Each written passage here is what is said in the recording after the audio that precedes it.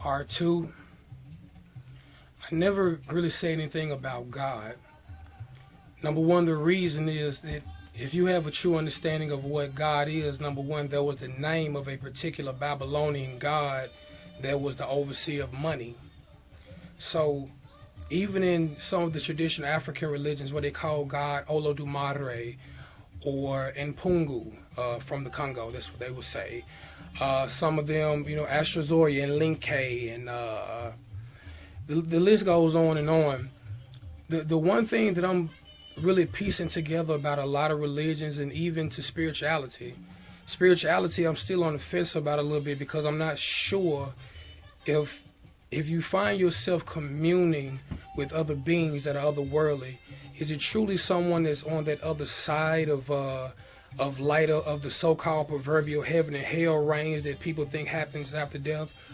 Or are these just beings in other dimensions that are communicating and hopefully guiding you and being truthful to you? And that's part of the thing too. We always have to be careful of what we wish for and what we pray for. See, the thing that most religions as well as spiritualists miss is that anytime that we pray, especially if we have just an understanding of what a supreme being is, we are never told no. There's only two rules that apply universally from Jesus on back to the Sumerians and other odd religions. Two rules apply for your prayers to be fulfilled. That is, you have to be sincere about your prayer. And the second thing is you must have room for your prayer. You have to have room physically, mentally, spiritually, and emotionally.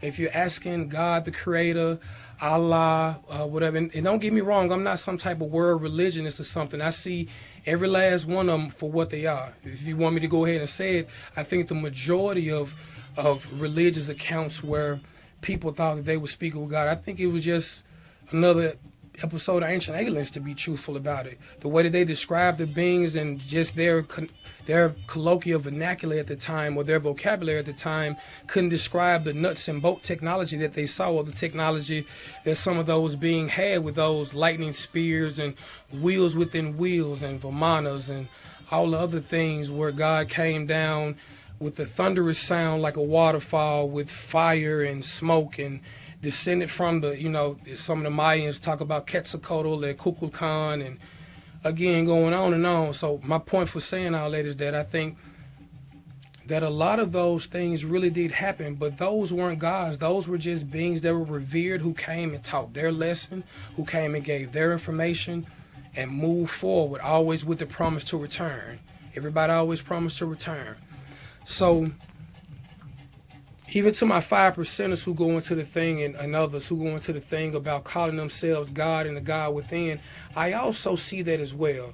On a direct microcosm, you can see how man is God.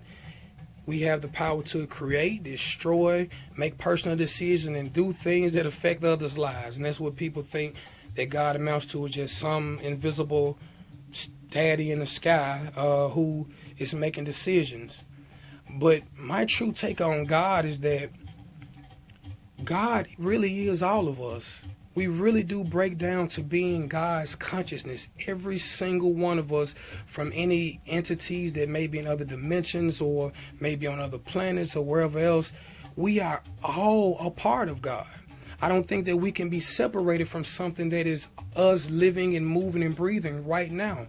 I think that the true supreme being cannot be identified by any type of name or any type of gender, because it is all of us. I believe that we are God's consciousness in motion. It's thoughts in motion. And everything that's going on is actually permissible.